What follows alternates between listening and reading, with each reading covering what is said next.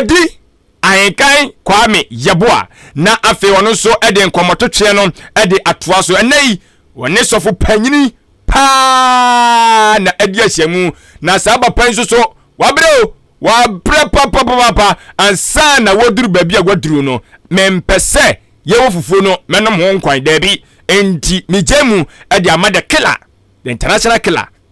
odi Ahenkan Kwame Yeboa no atoa so panyini no enne wo nsem bebre de maye obia beje de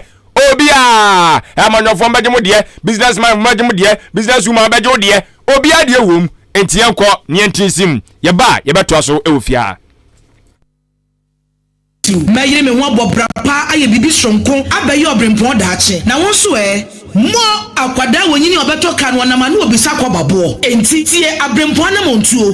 Anamom Tuo ye dwumadi a ye dia ba Ahenkan 93.3 FM so efiada bia anwumre no so kwasi no nwotwe odi Ahenkan Kwame Yeboa ani nipa titiw nipa kase a wo mo ye bibi papa gidi abaye titiw Abrempong na enu nti obi ape o mabrabo mu nsamatie no betwetwe komo ebi ti sempanimfu a o mabeti oman so pen mrashe bedwafo akuafo ensantrafo akase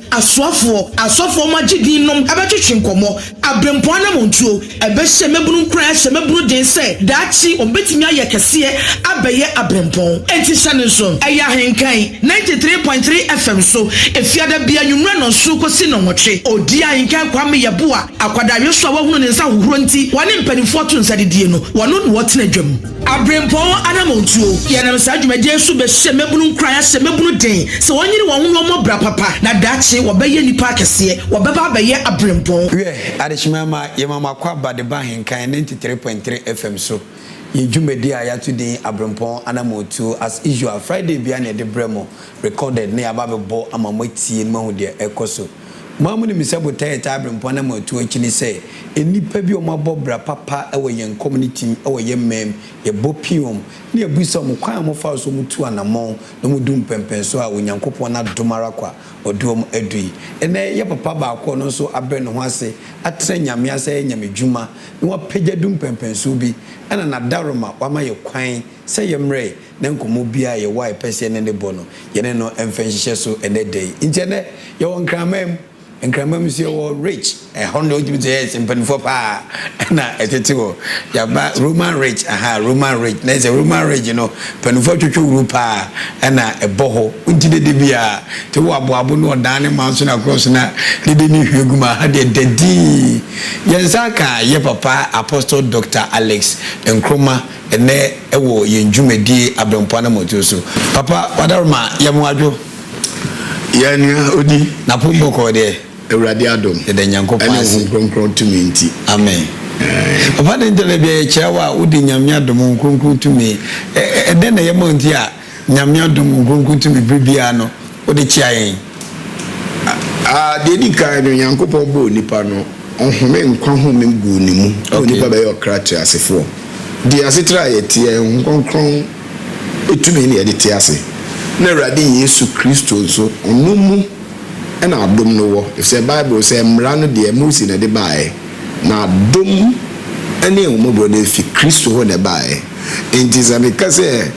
Ewurade adom ne nkronkron tumi a na mpese me kire say masia meti nyame ne kuta me wow masia meti nyame ene kuta me ye nhye ye nkomo twetwe na se obubeka se kasa Apostle Dr. Alex NKRUMAH one ne hwan oye hwan se pese woni ni person ne nipa ban ne tofa bom se ne beka no odi papa okay me ana meti hey nokre ye wo me 1959 January 31st. Yes, Ghana nye 2 years spend your Sabe pepe. Then fisha be 63 there about. Sabe pepe. Mi kura be fili Brema Asentem. Brema Asentem asikmo do ben brakwa. No na Brema amanfo pon. Okay. Brema amanfo pon. Nti I wanna me fi. I wanna me go school.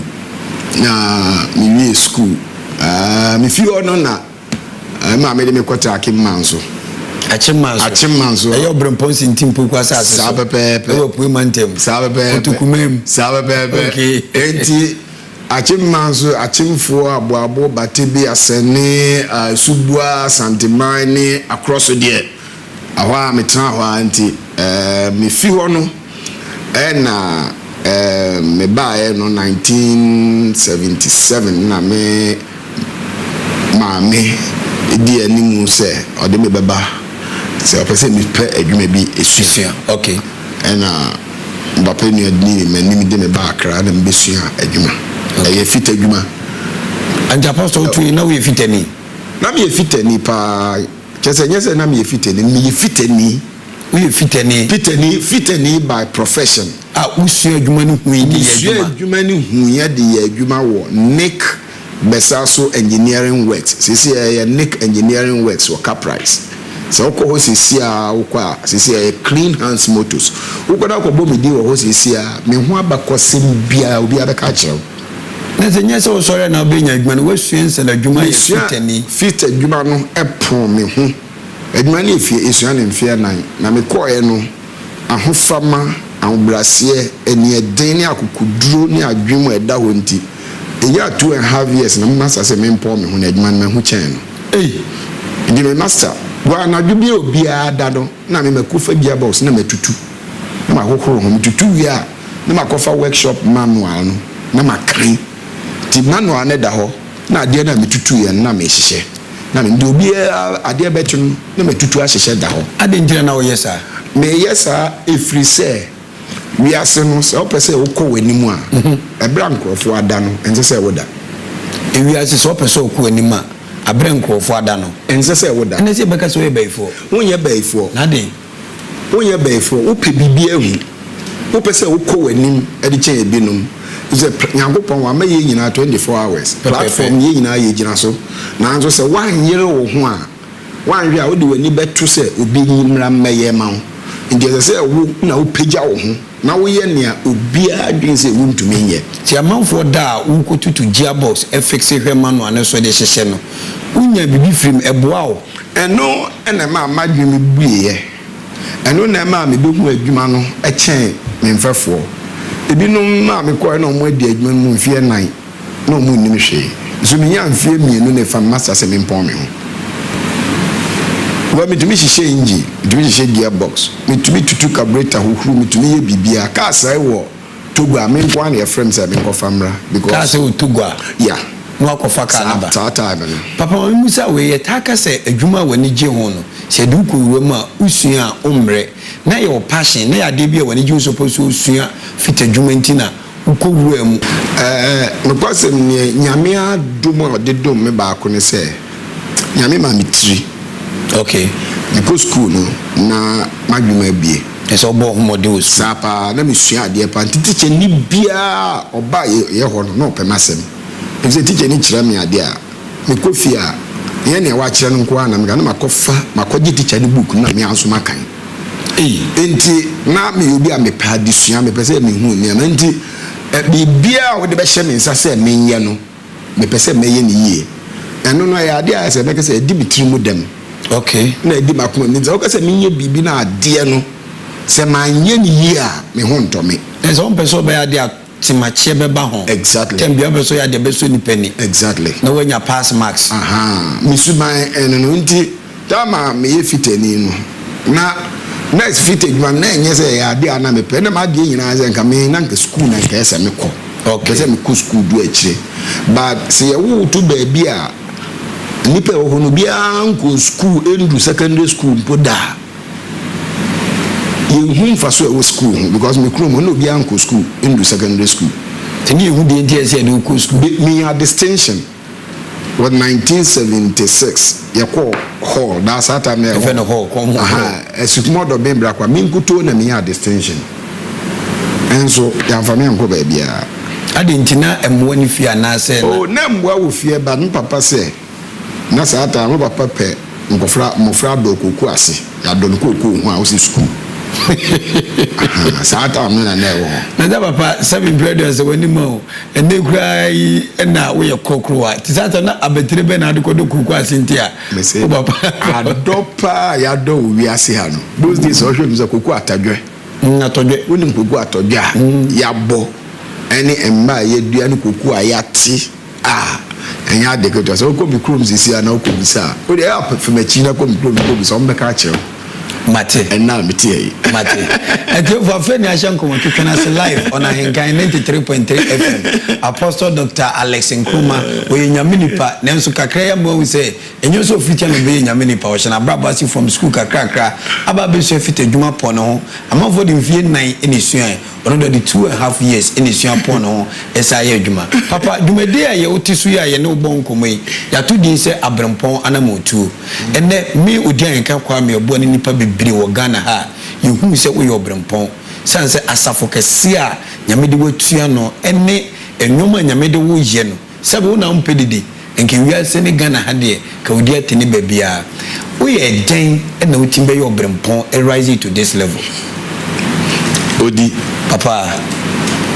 Abrempong yɛ ɔbaako pɛ ɔne ne Yesu amen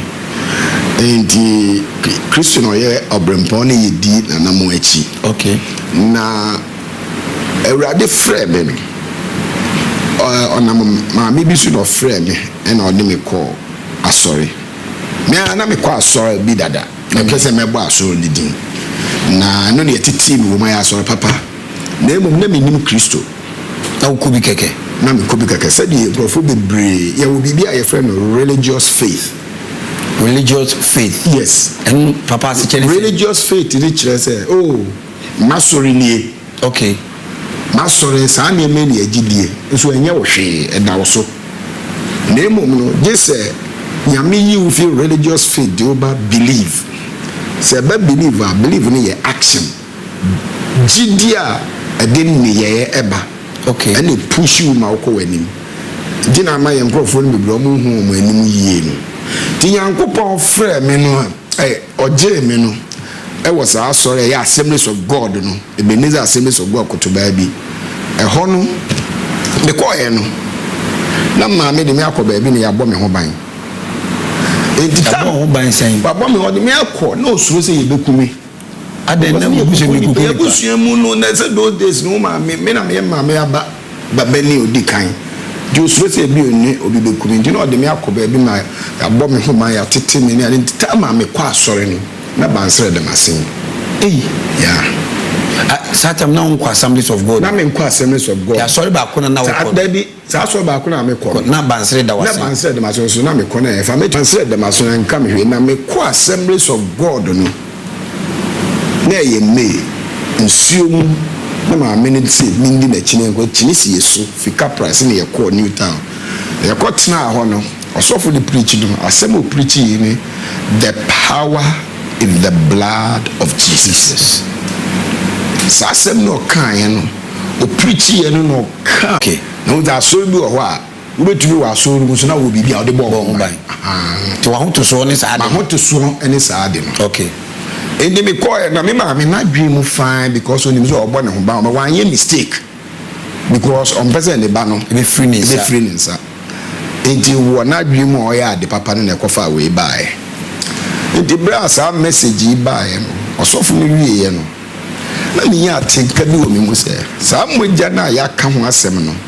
ɛnyɛ mogya kɛkɛ na Kristo wuye no ɔsɔre no korɛ na ɔsɔre yɛ dia ɛne ne tumi a ɔde sɔre yɛ no ɛkyɛn bansere na ɛda masen because nipa na ɔde maame no ɔno obewu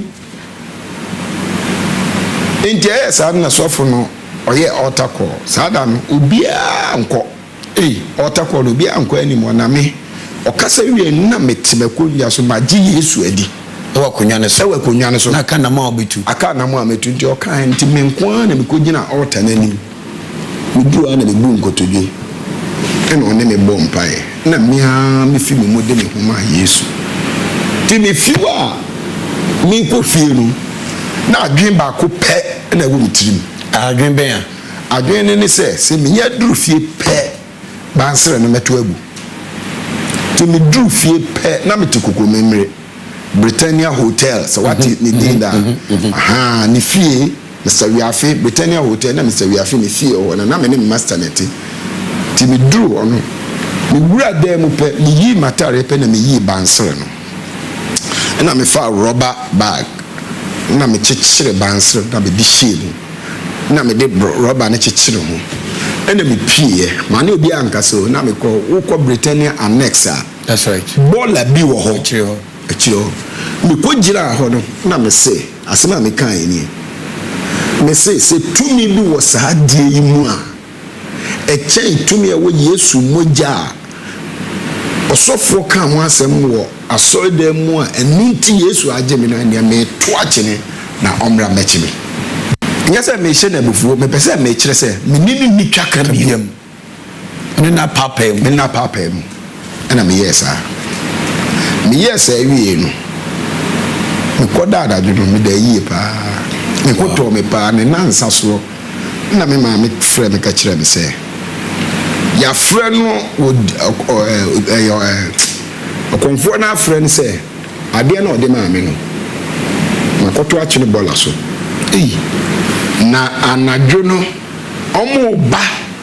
abesrame a omo ba eje atwa me ho ahia nti omo antumi ama na omo ko hu se ade no da bola so nti omo ayi e de akọ nti se me ma me amfrɛ me ama me benya ase na me na mo atete kraye hu me bio na ho ena ma hu se sa odwe se tumi bi ni wiase a tumi bi o dada ho so do ti kwhye bibi ase a enye nyame na za wo sum nyame asum nyame ye bi se tumi e wo wi ase enye papa na me kyeche ma me se baby ame won so mo so mo tumi a adan na gomo amfa gya no mu ama me nchen no kre me u zatenga be yata aha e die ba ne sa no ne na wotwe so na me ya Holy Ghost baptism ana me se me kokoro mu me kwa na me ka kyeche ma me se obi o wo sa abanse ne bi ofi ha bi on fa mra me hye no na ene denya kokuduro be na unya ya odi tu sa na mo se wanya Holy Ghost baptism just a week na wotwepe de wo me ne se yankopon won se wo de akoma paba awurade ho a Bible say Jesus say you will receive power when the Holy Ghost come upon you ubenya tumi se no about so and you shall be one can say you shall become when they say you shall be just it's a state state just a wutim na can say become and it just say wo be ba beye into the moment that you are somebody so powerful power be to me here na one was so for be interpreting become into ama agidi for a week you shall be the onkunya ba so there you are to me be better this to me no and na ma me ko she bansele ewu fie wo nyina ebinim so o amfa me dia ama me enti eho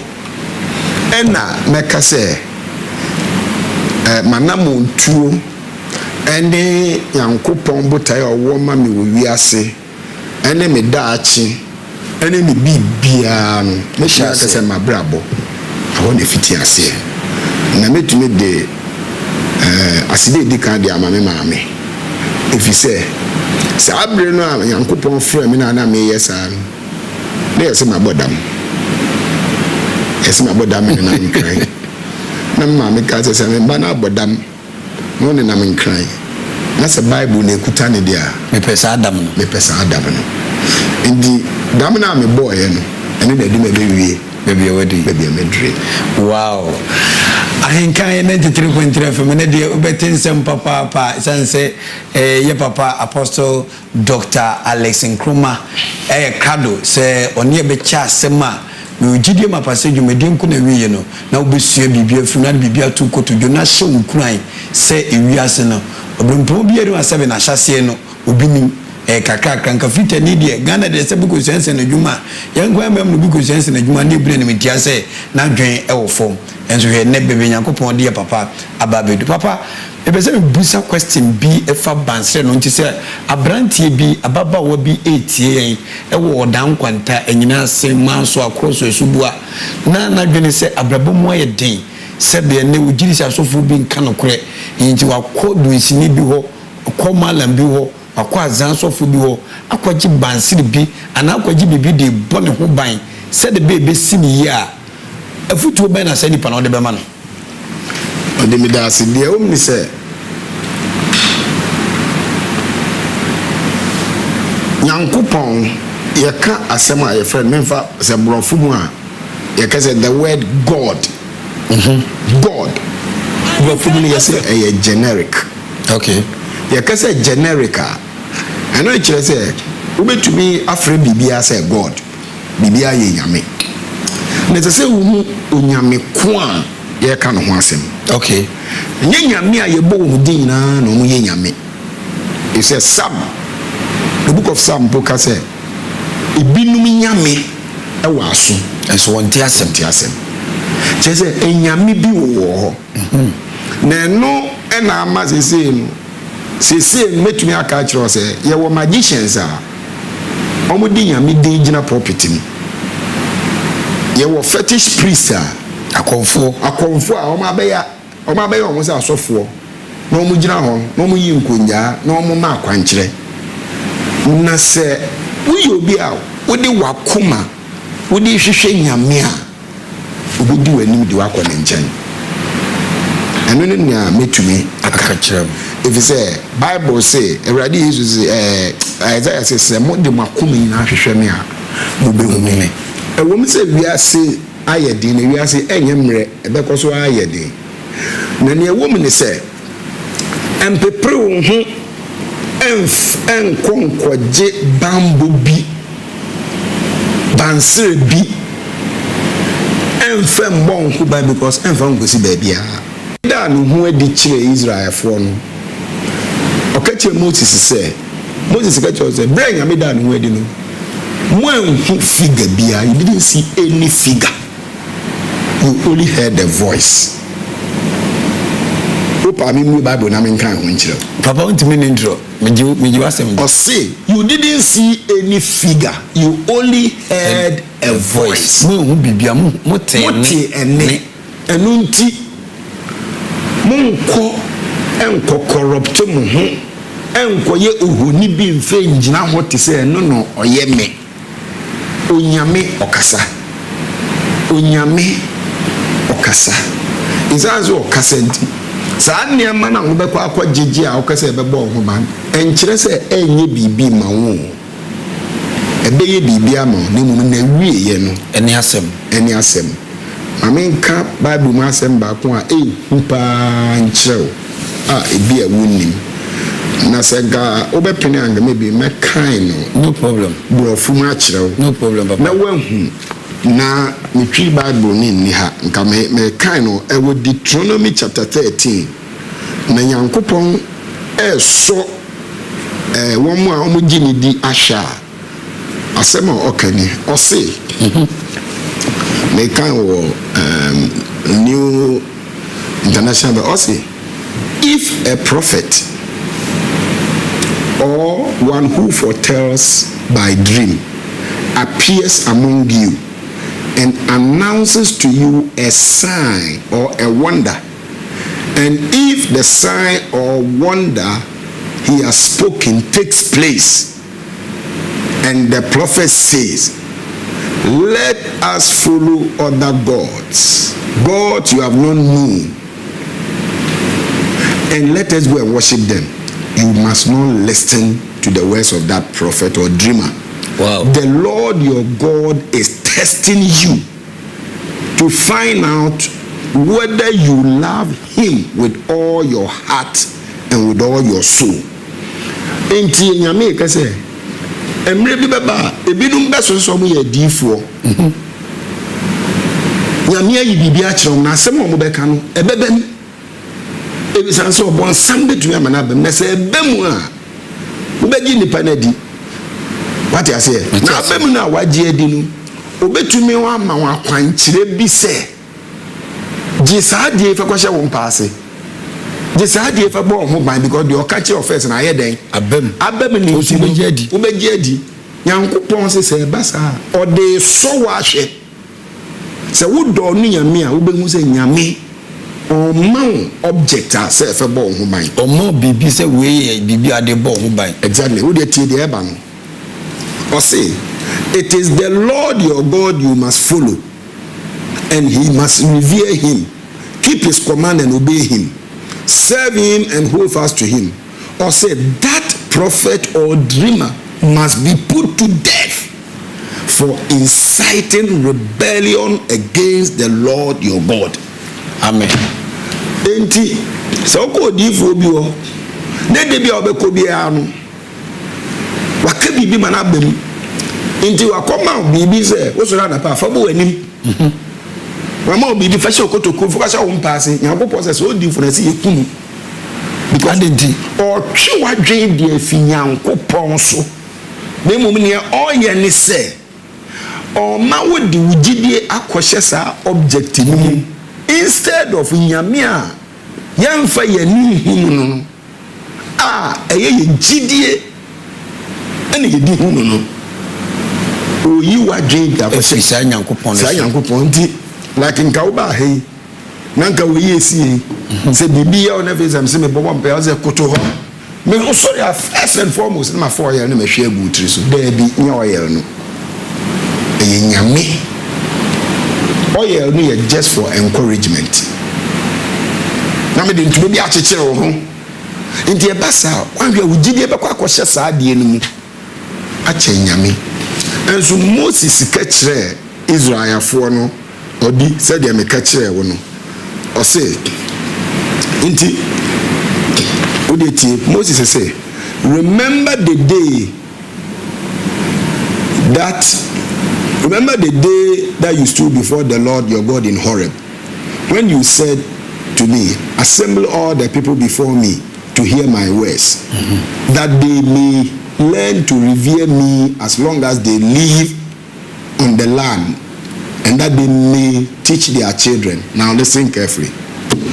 You came near and stood at the foot of the mountain while it blazed with fire to the very heavens, with black clouds and deep darkness. Then the Lord spoke, Oditio. Then the Lord spoke to you out of the fire. You heard the sound of words, but you saw no form. You heard the sound of words, but you saw no form. Now listen to the command. He declared to you his commandment, his covenant, the 10 commandments, which he commanded you to follow, and wrote it on the tablet of stone. And so, listen, he said that you saw no form of any kind. Verse 15. That day, the Lord spoke to you at Horeb out of fire. Therefore, watch yourselves very carefully, so that you do not corrupt yourselves and make yourself an idol of any shape, whether formed like a man or a woman, or like an animal on the earth, or a bird that flies in the air, or like any other creature that moves on the ground.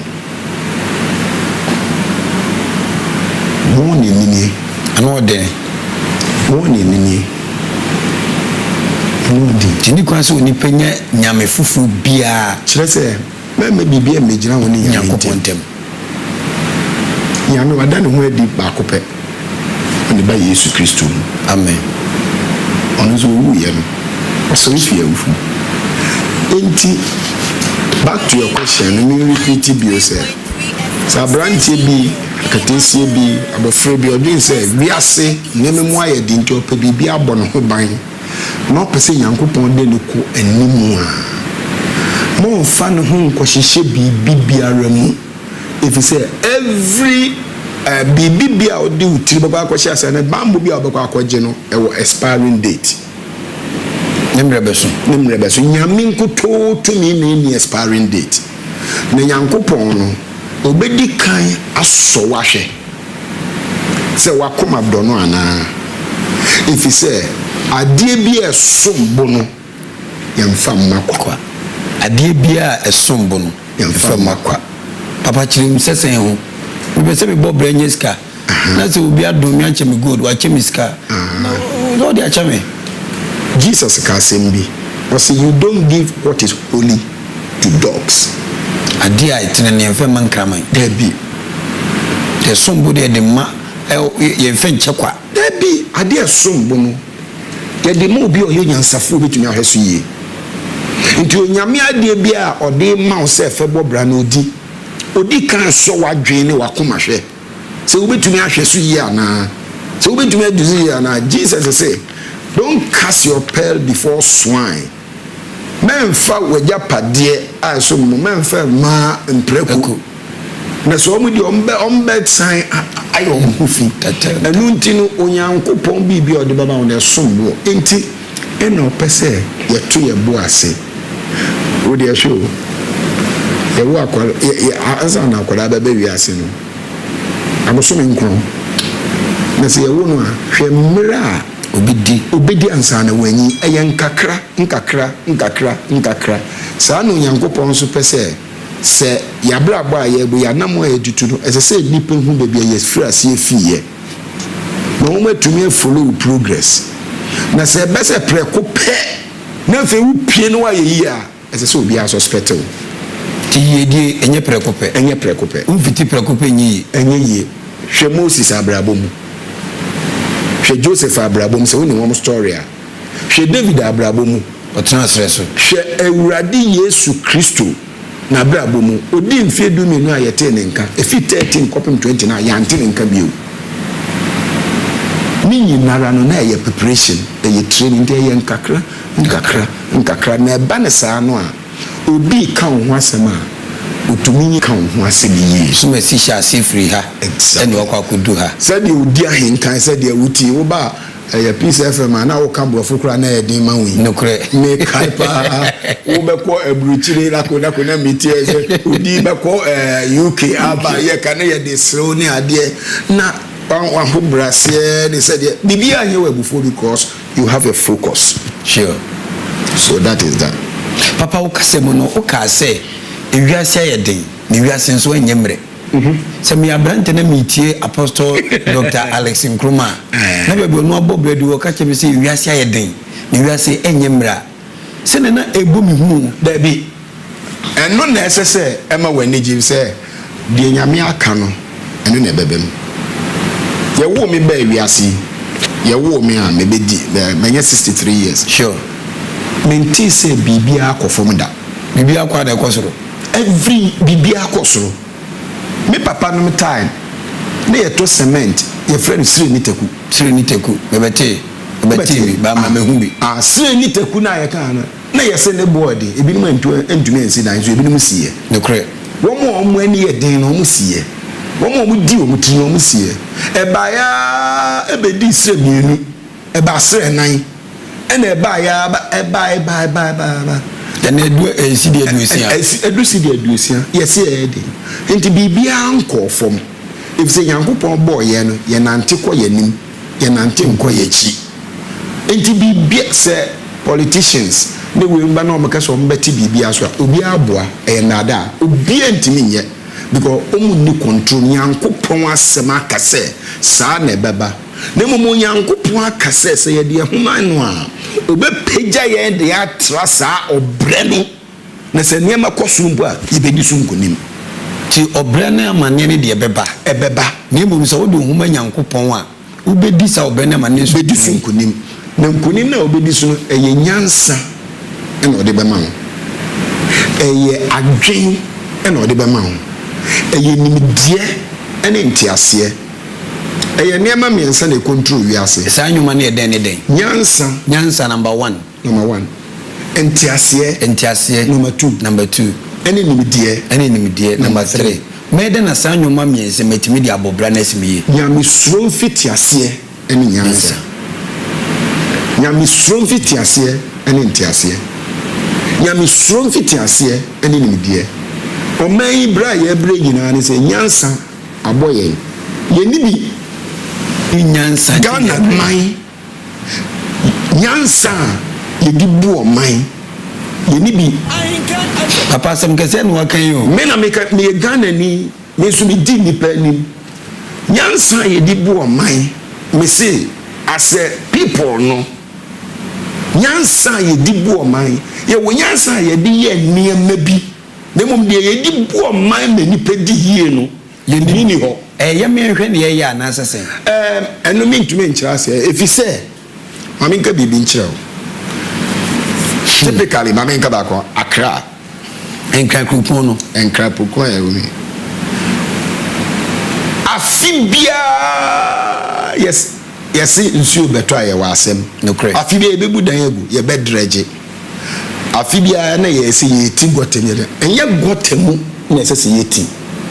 Sika ye di ti gotemu afibia ye ba Fourth Republic yi. Si ye bo bu ese sika ni nyina no nka afibia ye tumi building gotes akese. Nka sa gotes be carry nsuo ni nyina e de akọ. Flood no ebeba fom. Unya se obetim. Nanso no esese ye jai na eye peche na ye tim na obi nye sika. Because ye eba na sa na ye tim a obi contract no na say ye bridges and as a gutters akese na betumi akonteni nsuo ni na ma na fei nsuo no embu mfa so a se nsuo no to a obi nye adwuma nye ukwa bridgera entisa Injina meka say ye wonyansa ye de ye nneema bi na mum yansa ye di man ko nanim no eno no ye ni bi papa ye target ne emabu no sense mpanifo no bewu akọ ya na membu mu so ba tim ye babu na me wodan me wa cross me wo ba bia wankasa wo tran ya chimman so na me tia Ahenkan FM nyansa be na menya wo sapom wo because bruni do bia metaka such communities na farming community kuayo unjede hu adwuma bi a efa di 200 mpo wo epomu ha nti se meti sapom se ya nimde ne nyansa be na memfen tena ho na ensim yi na da chime so no 7 predators mansere ne medi nya eni ka bebre ni se ebinum ehu yes wo mo ye okay na ne awro ho bebre ni seemabu na ban bebre ne dwen se ku adwuma enye adwuma ese ye na adwuma ese ye me na me ka kiro se ku adwuma eye adwuma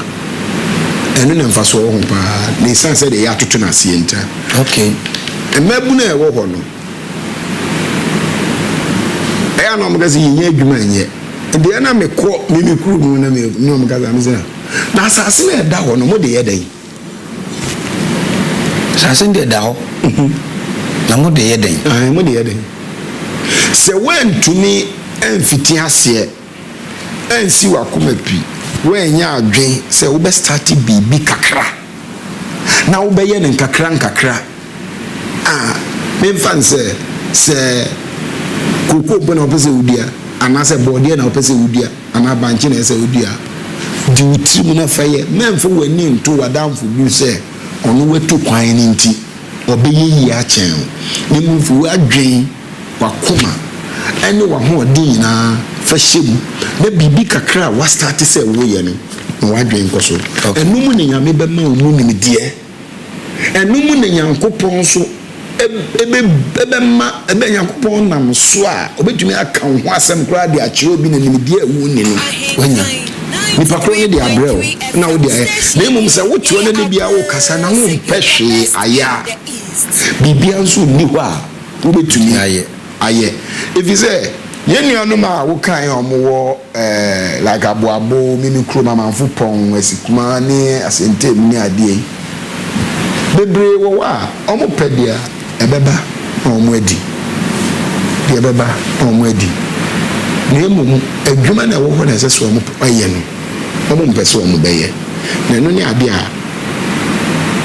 ayo hosem bebre na de ba ko ametumi akase ama na aba na sa nse to a very large extent no yempenifo bebre ama amabunu no wo ma adwen wo ma akoma ena wo nsusu na akohye se me de me ho kohye ekuo bi mu a amanyoku anasa sorry amanyoku nese election beso a sabe no na mefa so aye den asankwan nti ama a weaken the ability to work that way eno e bone ena amanyokuo ni aban no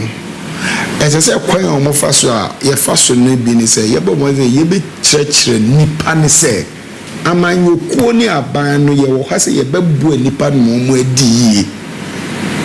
adwuma omo bayem na mu ye ni ho say ye di sika bebrem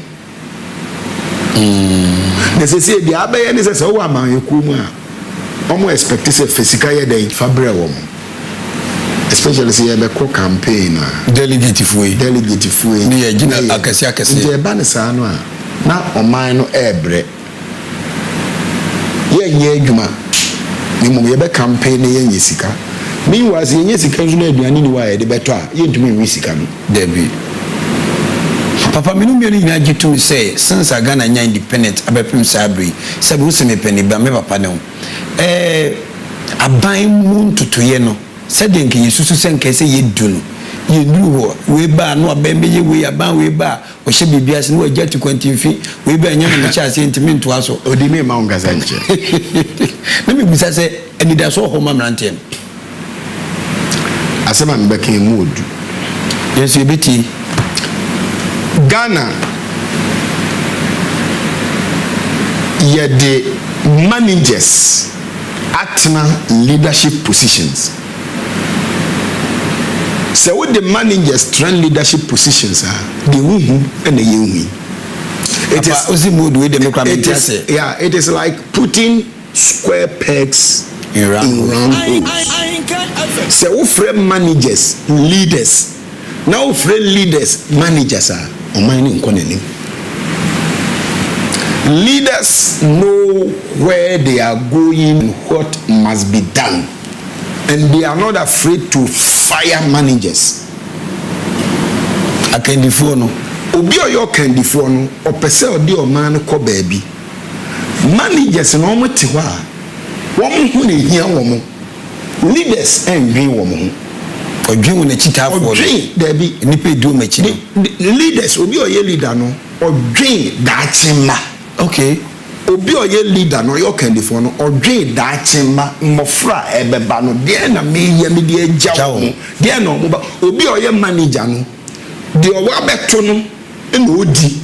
enti ye man no ade ba ko adi nya ne se so obi be ye president na so obi be ye onye position bi e woni masem ayeka ye say obedi ade obedi ade ai wa me ya ade sa ade no so taa ho me se enti odi a na okọ obedi ade na sa asem ne asem ente se ye kada eza so obedi ade ni di niam na wo no odi ofiwa na okọ esan fa no ho obi obeba no so obedi ade ba ye mbedi ade lead bia ni wa obedi ade on maybe a tumpon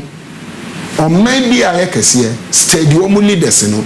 they are always thinking of passing the baton wo ndwen wo nti se oye leader no hwe se de niam ekono enya ade a ebo a otumi resign Ghana ha obi resign da debi agasa for the if say obedi ade until you the managers at leadership position. But me a point blank say the only leader yenya Ghana ha e Kwame Nkrumah. Papa de ntina Kwame Nkrumah bu dada enso da so bu ni di ntini say no ye leader wan dwen ne ho odwen said de be yo be pass baton odwen Ghana ne daachi Ghana mabunu omo ba bi o mbe ye omo be gina ministries adan akese esisi woni ye say boarding houses ni adan Kwame Nkrumah no ye den no ye de man ne ho o ye leader no ye one more aka omo ba ye nyinara we consider them some managers they come to manage the economy and they mismanage it for the nation to take a nosedive. Yet there no, because you see, you will good, you will wait. Now they didn't because you need leaders, your managers, and they are not managing well. Managers is it a leaders and omudi or my enim, your managers. Leaders normally on my enim and your managers. Managers one role on play for managers near my one no almost say bibia they said in leadership almost say managers leaders do the right thing, and managers do the things right. Managers no ba opese we da na all ye ni nyina no nani e hwe dia e beba ne ho ansa na so be a leader ono leader no ono ne all ye no emfa no ho oye e de menchima woni me enti opedin tina kwa me komedi da so ti ase exactly wo wunsu ni din ti ase opedin ompedin ma na busua opedin diama ɔman no wow opedin diama ɔman no yɛ na busua efisɛ sɛ na busua nko ayɛ na ɔman no bra ɔbɛbrɛ papa minima sorry a woda no minim sɛ ɔtoto nyoma obi aba wo environment ɔhwɛ nyoma nyame nam so ɛya leadership skills no and as a signals no drama unhuni clear wo ho. Looking at this crop of leaders are LDMI, the parliamentarians, or Babos, women saying, no, not the V team, nay, a to down on Cramano, no JS Gracia. Any power due menimono, no Misha form, no more bread, in his school down, in a Janabia, in his so. To looking at this leadership, a yenya, apart from coming to another example, no, a man tene, a mabo, a mobruno, and it does will be a home mom, I'll bet him a tumponko many manner. No, when you're me enemy no kremu you create menace the amount mine in the sense so how you create how the amount mine if you say according to say brantie bia or baby no person or politics no correct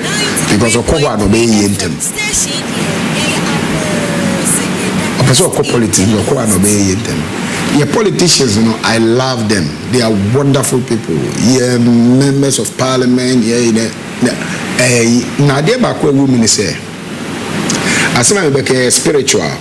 Now, mom pie say, we are betting and make can see the world system. The world system of governance is controlled by the enemy. The world system of governance, as we speak, is controlled by the enemy. By the enemy.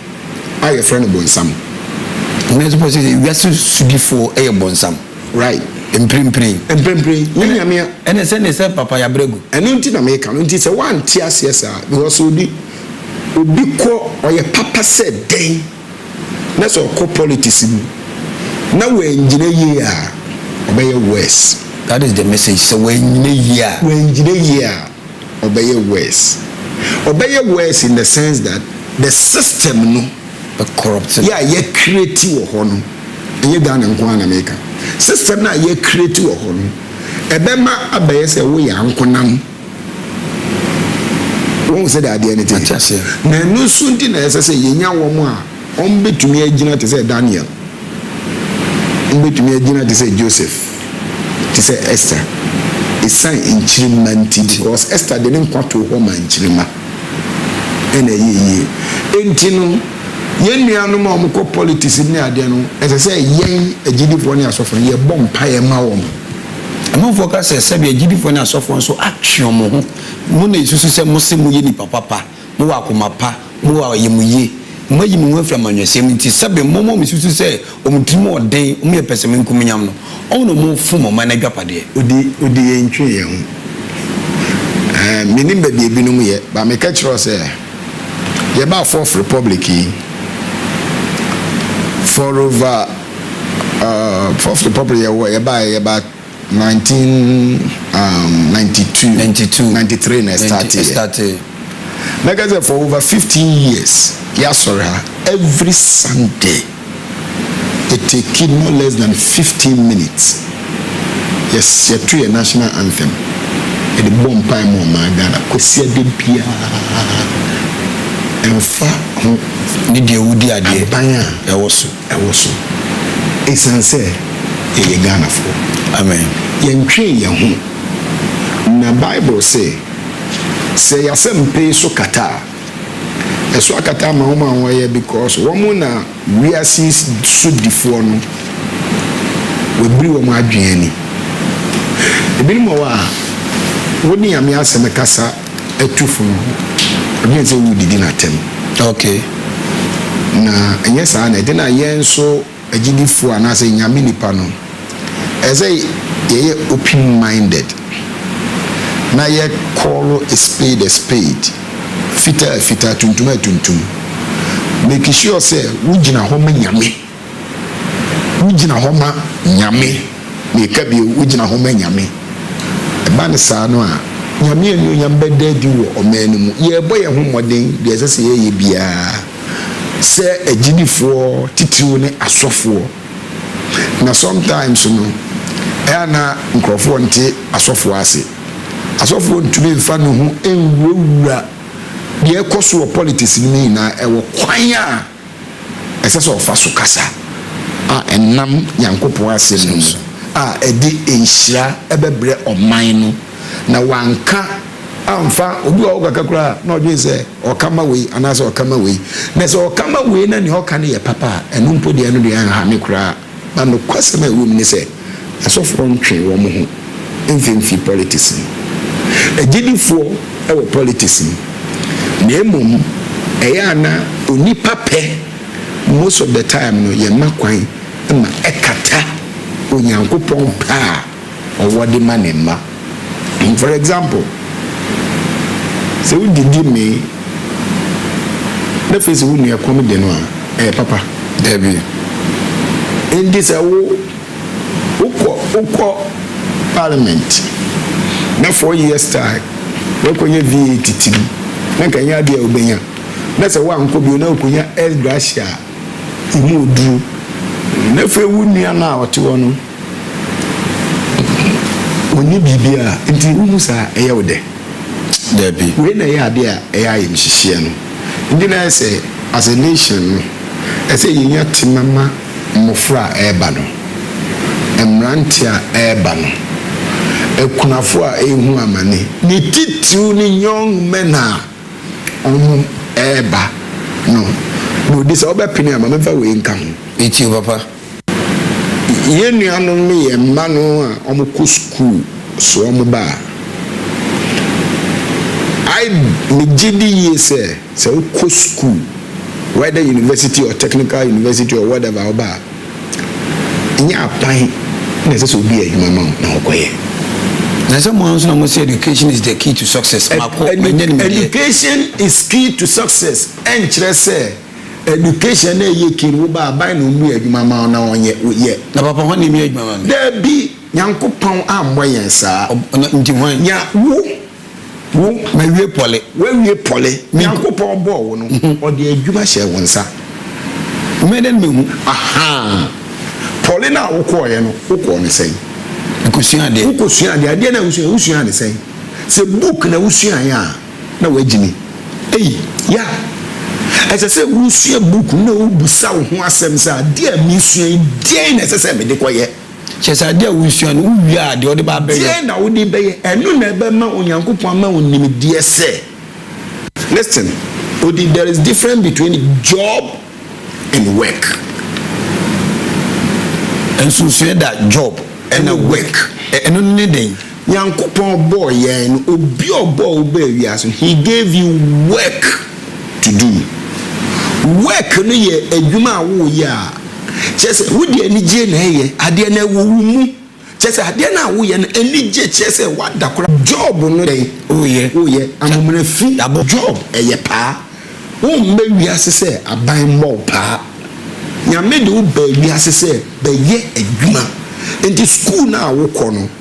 nyankopɔn abie kwan ama wakɔ school nti yɛbie wadwene mu na ɛsɛ sɛ wobusa ho sɛ nti school a meekɔ mewie adeɛn na mede bɛyɛ na sɛ wowie school no wadwene sɛ adwuma bi da hɔ ɔtwɛn wo a kyerɛ sɛ adwene ne wotirim adwene ni hɔ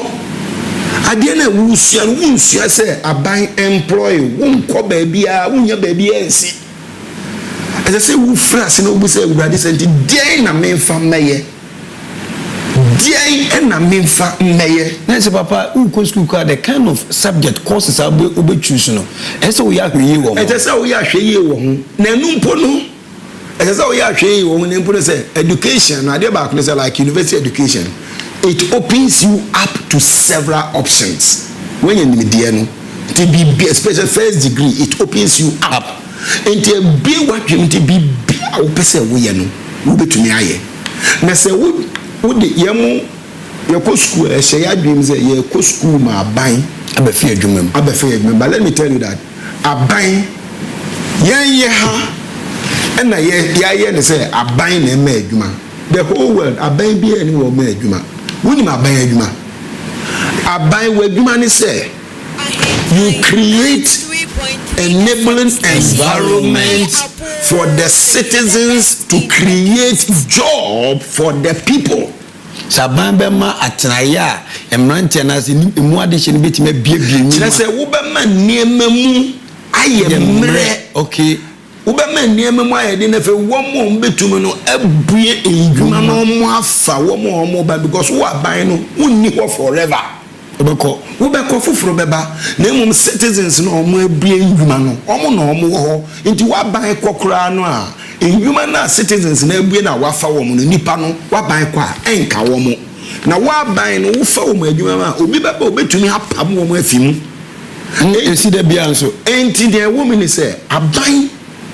embue enjuma because aban enjuma ne nyanyi bia omai bia etumpon no eye citizens no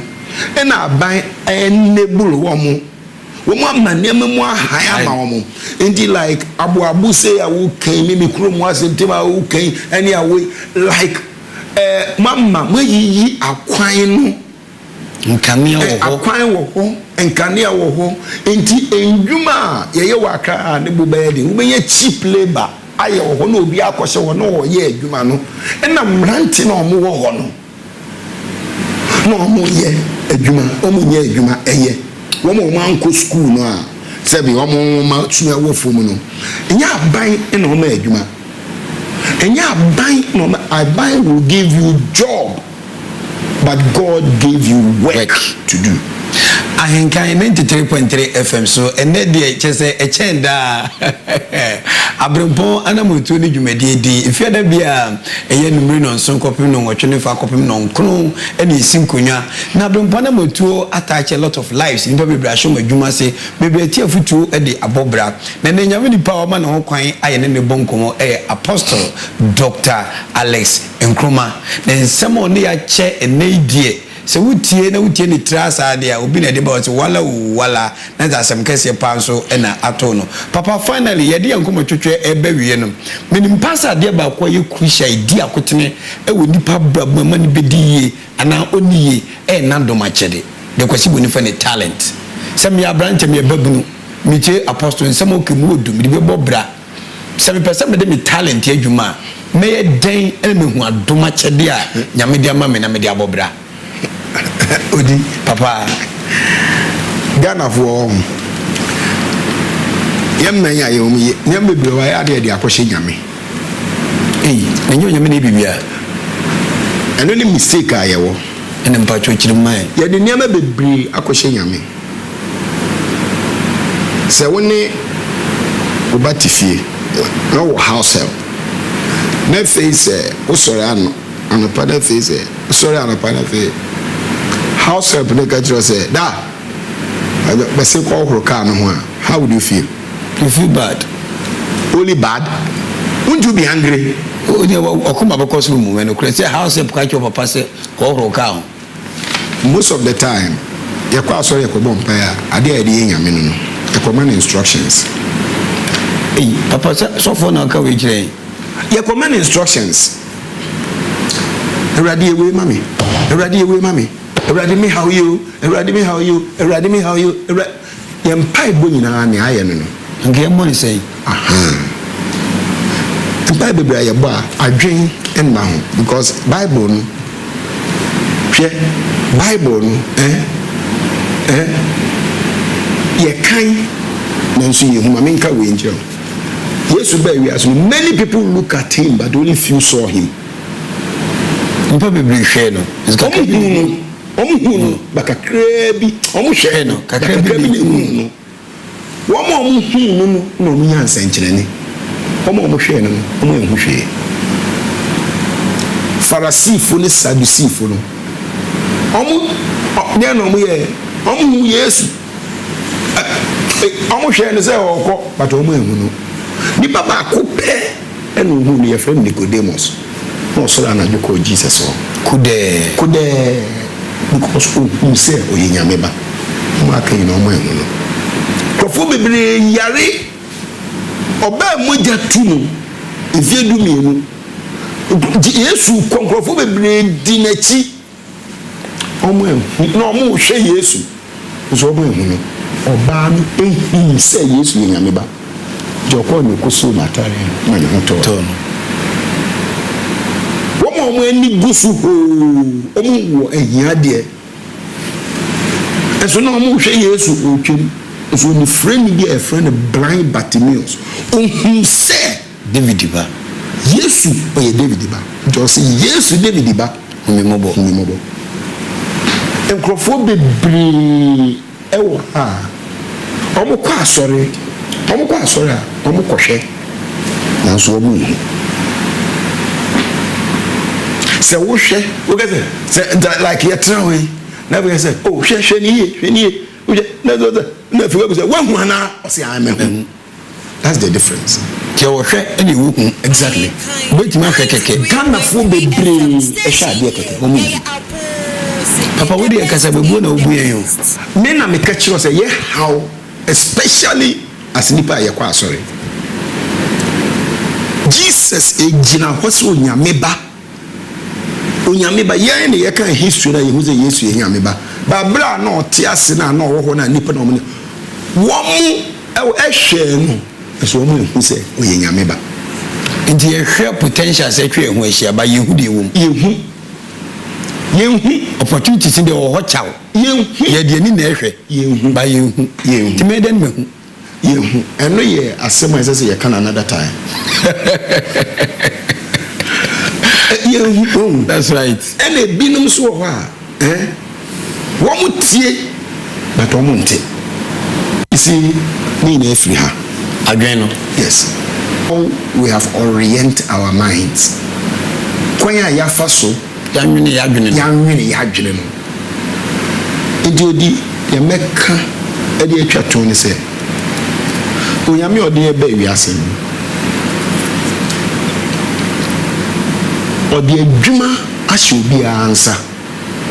odi kan ka kyerɛ Adam sɛ ɔka kyerɛ Adam sɛ until asase no till the ground sɛ adwuma no ɛwɔ biara mu nkɔkyɛ wo deɛ kɔna kɔyɛ wo deɛ don't look for job create one hwehwɛ wɔ adwuma a nyame de ama wo sɛ ɛyɛ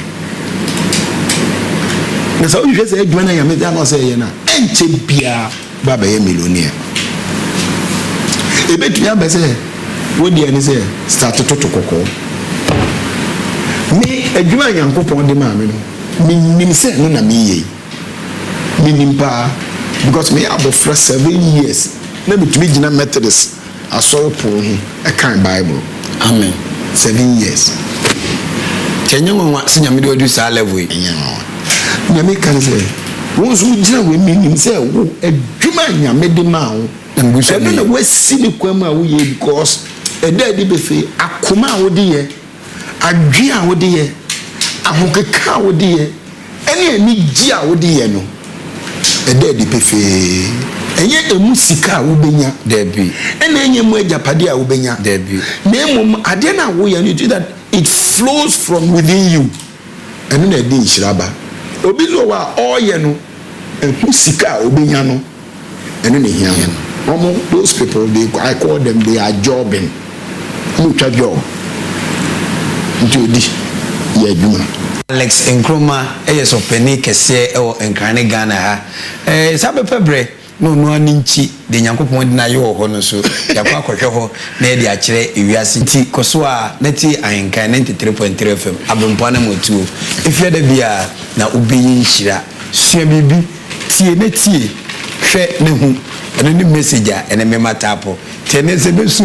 ɛwɔ Peace FM tie na tie hwɛ ne hu na wohwɛ ne wa hu dia na ko ahwɛ kora nkɛyɛ ti papa nyame hyira wo odi wa ngani o ɛnyɛ sɛ tie na tie tie na te tie na te okay tie o tie tie nate nkrofo bebre o mutie so o monte enti tie nate sa tie Ahenkan FM na de nate opeda se ya bi chira me maka kyerɛ me ho sɛ daakye mɛyɛ nipa titiw mɛyɛ me ho abɔbra pa ayɛ bibi sonko abɛyɛ Abrempong daakye na wo nso mo akwada wonyini obeto kan wanama ne obisa kwababoɔ enti tie Abrempong Anamom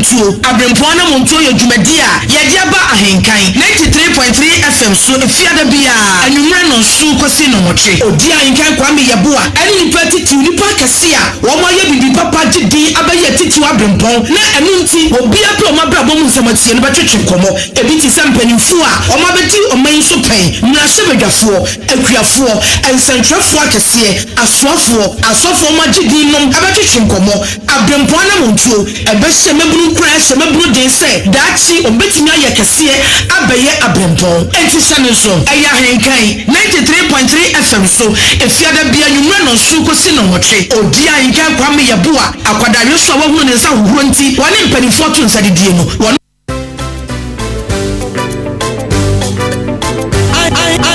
Ahenkan FM. Who are the beyond the fair? And who are here for my what I need the four? So here move by a woman, a convict be a day woman. As a woman to me, I'm a dan. Yes, yeah, the four. Pam pam pam pam pam. And some on the guano. Hey, Papa Yakasa, Papa. Apostle, Doctor, Alles NKRUMAH, Yaku Ponchirao. No one yoka say. Ampa watre, where a woman family when I'm dealing in Akikadia Siani. One Jebia Waya, Abrempong Anamom Tuo, Diana Fazazi on Naka. That's why you know Papa Casa. Hey, ha! I am Madimba. Oh, we fit up pain. I fit up by professional. Why you do my pa? Na uche nsam so papa na kan nana na wutie na why you so odi betu anamon wa ebeboa bramu na ye mo komo e ofiduam yanom 0201 944 485 0201 944 485 I'm for odi kan oh ambulance for sisi anam de mbashase ye asabe mu fa mu nyina nkonwie ye mama gani me di be ka safi unyeska uremon sika azamri bi me frɛ ka kyerɛ sɛ nyankopɔn bu biase mo bu ni kimba bia on sɛ ne sofo aka besi sane gana ma ya bin e wuyi timu eno no ode minu ka sɛ de tri me sanfo mate professional no man ya wo taka ska owura mehye ne aka mimi ya adwempa nti kila baba why da kila baba mne be kasa ma ai abubu bi ala kasa we ya adwempa okay metie bro ha ti to original nti me tena mu anuma na me jojo ne ma na wono so aso mu osere wo se wahu na ka na tu ya ne kro no ya foko me rase ska wongram eno no mamu aja nyime di me bia kasa free mama na wo ya de ye de jana se ye kwai ye papa ya dara te pa on na kontie we no e ba bo awon obi wo ho se ni adwuma on pa adwuma ya on nya adwuma e na wo so ma rewe ni na mkrom ko so su ya da na fama ni ma ni o so mo ma me ye ne otu na yi na sa otu otu ma obeye eti ma mu ani ma ba wa na mo echechi no mu ntie no mo so mo bra yo Kenya ni asam so ka ho ne sa wo bra na odi nya ni asam afende na de ni asam so tia na ma be hu abrante bi o so so kwasoro ka ko botwe ni bi se wade ni nyam ko share da na sisi ubisa na wena me asal ko dem dem do ni asie me friend e da papa sia di so aka bibira che na yesie ni me di na na ntie kra na ni kumukra da tra dia akina na me sia asala o yesie o na me kai papa amen on ko enya se no die na ya de be na no die why the class se ni tie o yesie amen yada adani adefo yemu pa ya wo won computer bi ade won se wana timi abeda na wiase adefo mamu ajo di be be kasa free hello FFP Samuel ora sama ba bia wo no asa wo be kasa video ni ntie ye dede dwom ne kakra okay mo emu da ho afi kwani matene ye di komo the apostle abreye hunhum oral life pound na tie na na die nsun kokra medamasi abozigi di bia monko summa ye moral life me young boy afuna masi so ameba de de wa mamme hu me gina ye e wa ablabo mu left and right me ye painting school na janya me de mame inti painting ma kusun bi hono mo eno a ne me gusu ameye inti me tri bi se me ho se inti me nya sika de ba de pa inti me de beye se me fangu hono na me ni ana se me nyende ba ne apostle ama me hu me left and right akra me fa so ayeye me da ma se abozege monko so e ma moral life se ya na that's not bino ya be panipa amen amen yada sibebre yankopon hira oh kafra enya do modembo mama ojo di be kasa free bishop ni ana kafra kam ya sisa odi no ba ba sika kasa free Odabo abo baba simienti o nya minimum no create that program me tie so na dey editrum because we no nyamesem ene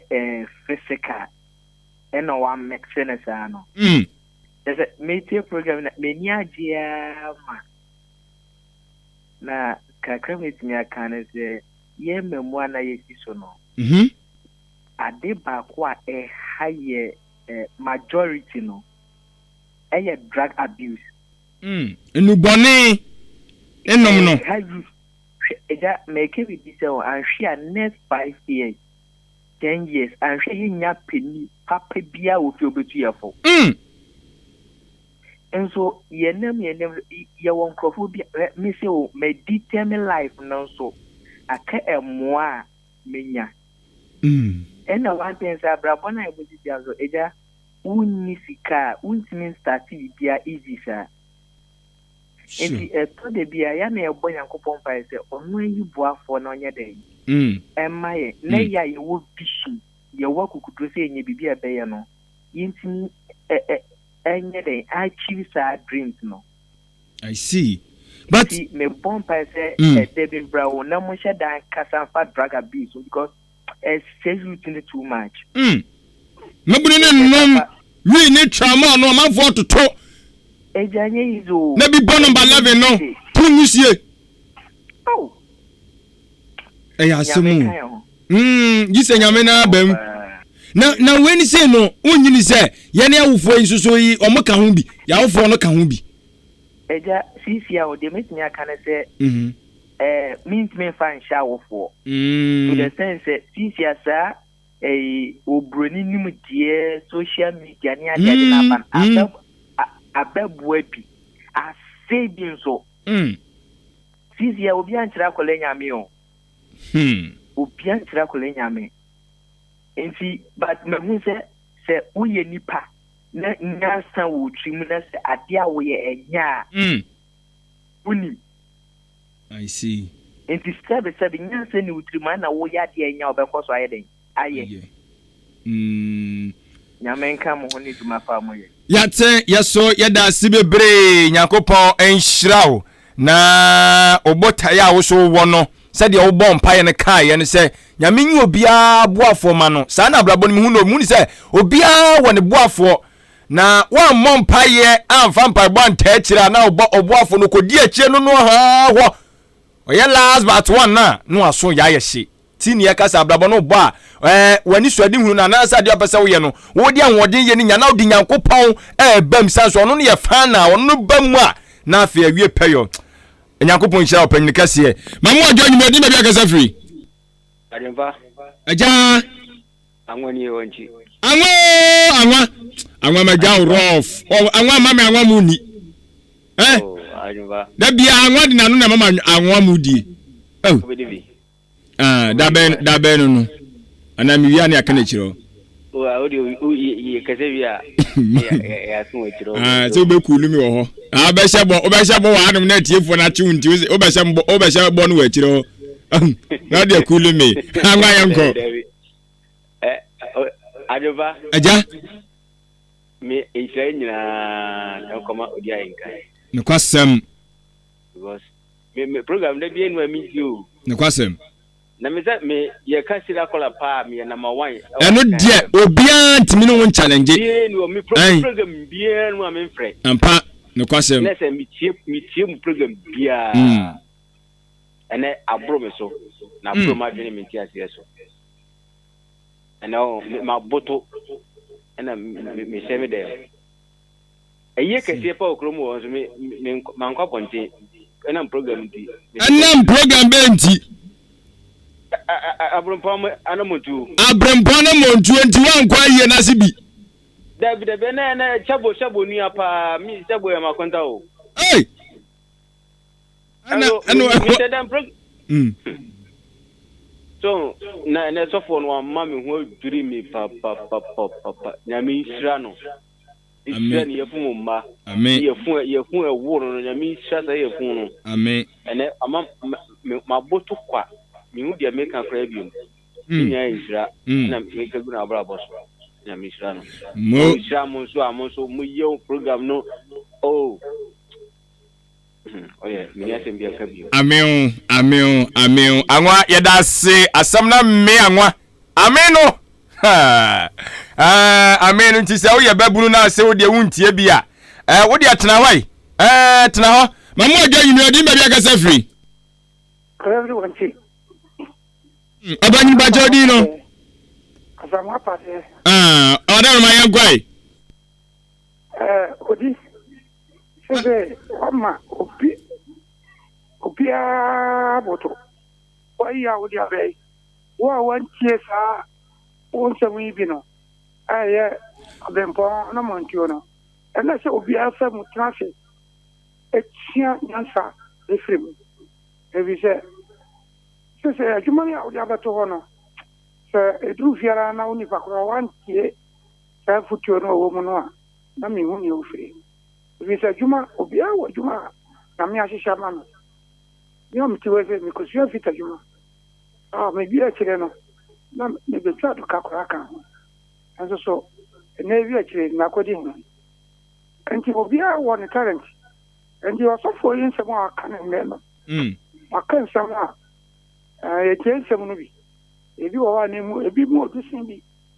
na obi a wa ye fitani no san kwaye osofo no ti mi kinka mbabro etufo kekansam se abibifo ya ni no fita be go baby 21 baby nti tambia na ya de bia no awon ya nti sisi esua ye bra no ye ye dibu oman no no oman no so ye papa no wakasa otufo na futuo no ede papa na mishla no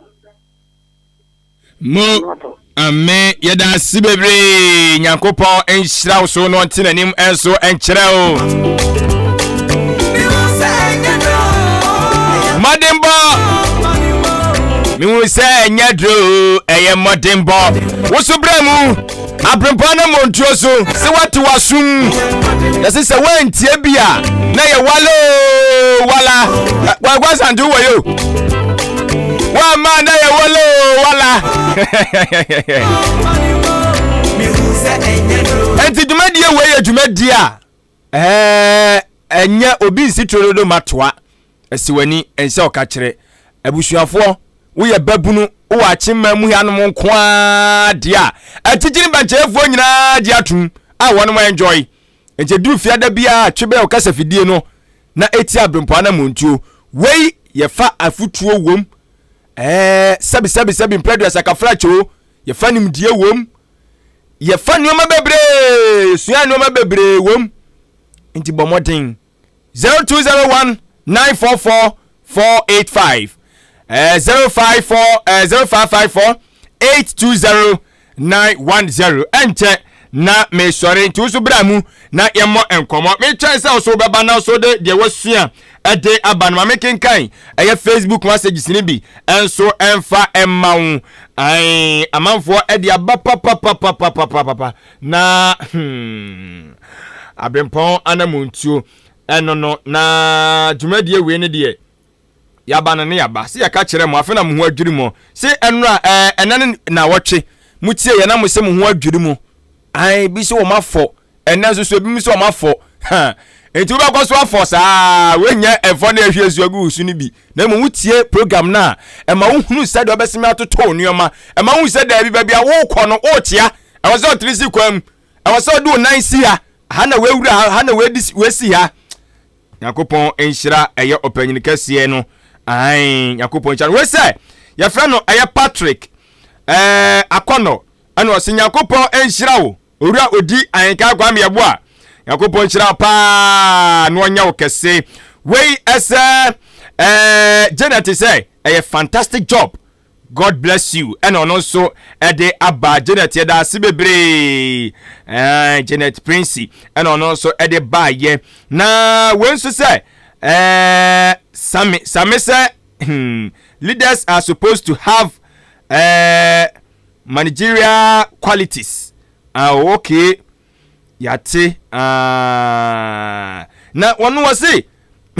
Ghana ya wo ayo managers so your leaders no mo managers o mo kran kan say leaders mpo o so mo managers ti man panyini ne na poundfo ni nyina no on mo manage ti o manage a no rese obenya kakra chope ai eto si ehia leaders ankasa real leaders ai acrobat be se real news we real leaders ene ehia